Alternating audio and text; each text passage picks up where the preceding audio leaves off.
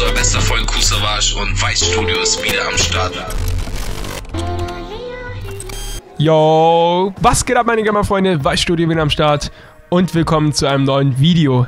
Ja, du wolltest schon immer mal, dass deine Lieblings-YouTuber dir zurückschreiben. Dann habe ich für dich eine Lösung, wie wahrscheinlich deine Chancen steigen werden. Ich kann natürlich keine Garantie geben, dass das zu 100% klappt. Jedoch, da ich ja selber YouTuber bin, weiß ich am besten, welche Nachrichten man beantwortet und welche man getrost ignorieren kann.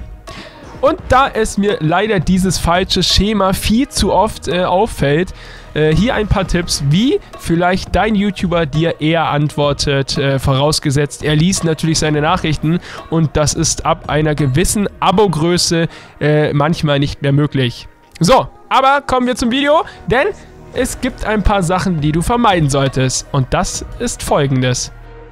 Hi. Hallo. Die Chance ist schon sehr gering, Freunde, dass man einmal die Nachricht liest, also als YouTuber, und die meisten schreiben ein einfaches Hi darauf. Darauf kann man nicht viel antworten und es erfordert ja mehr Zeit, um eine Konversation zu führen. Die Zeit hat aber leider ein YouTuber nicht. Kommen wir zur nächsten. Hi, wie geht's? Gut, dir? Auch gut, was machst? Nichts, du? Auch nix. Wie geht es dir? Oder sowas wie, was hast du heute gemacht? Sind eher Fragen für Kumpels, die garantiert öfters zurückschreiben können. Noch dazu antworten die meisten Menschen sowieso mit gut. Würde ich auch so machen und ja, das führt dann meistens zu keinem richtigen Chat. Der Klassiker, ihr kennt das ja. Hi, wie geht's? Gut? Auch gut. Was machst? Nichts. Und du? Auch nichts. Aber die besten Sachen sind... Ich habe eine Frage. Ja, und welche Frage hast du? Weil viele schreiben nur, dass sie eine Frage haben, aber nicht welche. Da müsste man mal erst ja Fragezeichen schreiben, so ja, Fragezeichen, damit er dann die Frage stellen kann. Wieso nicht direkt die Frage stellen? Auch eine meistgestellte Frage, Freunde. Wann kommt Barbie auf den Ponyhof? Wann kommt PUBG? Wann kommt Fortnite? Wann kommt GTA? Wann kommt Minecraft? Wann kommt dies? Wann kommt das? Für einen YouTuber ist es schon ziemlich schwer, den Zeitplan überhaupt zu haben und YouTube sollte was Schönes bleiben und keine Arbeit werden. Und das größte Problem ist jedoch, dass dann Zuschauer einen beleidigen sogar noch, wenn dann das Video nicht an diesem gesagten Tag kommt. Bitte versteht mich nicht falsch, aber YouTuber wissen oft einfach selber nicht, wann und was ein Video kommt. Abonniert sie einfach, aktiviert die Glocke und folgt den YouTubern einfach auf ihren Social Media Sachen, Plattformen und meist erfahrt ihr dann auch, wann ein Video kommt und nicht immer nachfragen, wann kommt das. Kannst mich abonnieren. Kannst du mich grüßen? Kannst mich im nächsten Video grüßen. Kannst du auf meinen Kanal vorbeischauen? Kannst du mal meine Bilder auf Instagram liken. Jegliche Form, kannst du mich?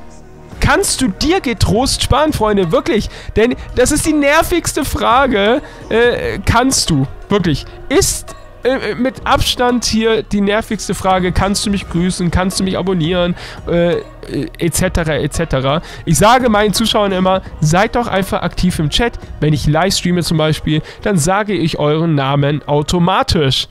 Kann ich mal mit dir zocken? Eine Freundesliste ist bei zum Beispiel Steam oder PlayStation ja begrenzt und so, dass man nicht jeden annehmen kann. Kleine Story, auf PlayStation Network, also auf PSN, hatte ich einmal die maximale Anzahl an Freunden, sodass ich nicht mal mehr mit meinen Real-Life-Kollegen zocken konnte, weil meine Freundesliste nicht mehr geladen hat. Also man kann nicht einfach jeden annehmen, weil nimmst du den an, musst du auch automatisch den annehmen, weil sonst ist der beleidigt, weil ich ja den angenommen habe und so hin und her, ihr wisst Bescheid. Darf ich deine Nummer haben? Warum? Um dir auf WhatsApp zu schreiben? Darf ich deine Nummer haben? Viele Zuschauer reicht es nicht, wenn man ihnen auf sozialen Plattformen antwortet, Freunde. Sie wollen am liebsten noch deine Handynummer und auf WhatsApp schreiben. Aber was sie wirklich wollen, das ist folgendes. Denn sie rufen einen dann an und ich bin immer einer, der dann rangeht und fragt, ja, was ist, hallo, ja, was ist los, warum rufst du mich an? Und dann kommt so, hallo? Hallo? Und dann frage ich, ja, warum rufst du an? Ja, einfach so. Ich hatte Langeweile.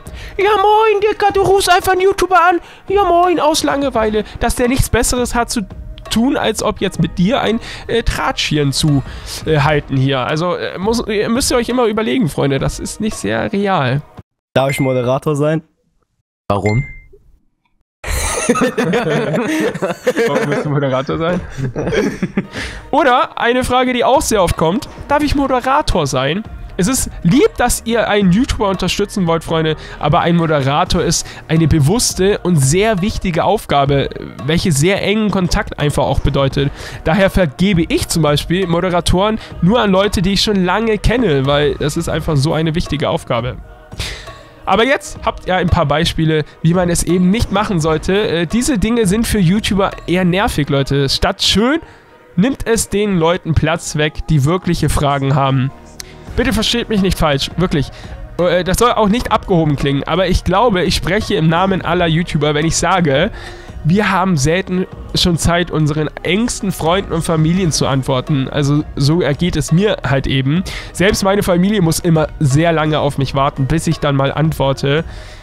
Deshalb seid nicht böse, Leute. Wenn ein YouTuber nicht mit euch hin und her schreiben kann, weil ihr dürft gerne Fragen stellen, aber dieses Hin- und Herschreiben ist halt sehr, sehr schwer und kann man so nicht machen.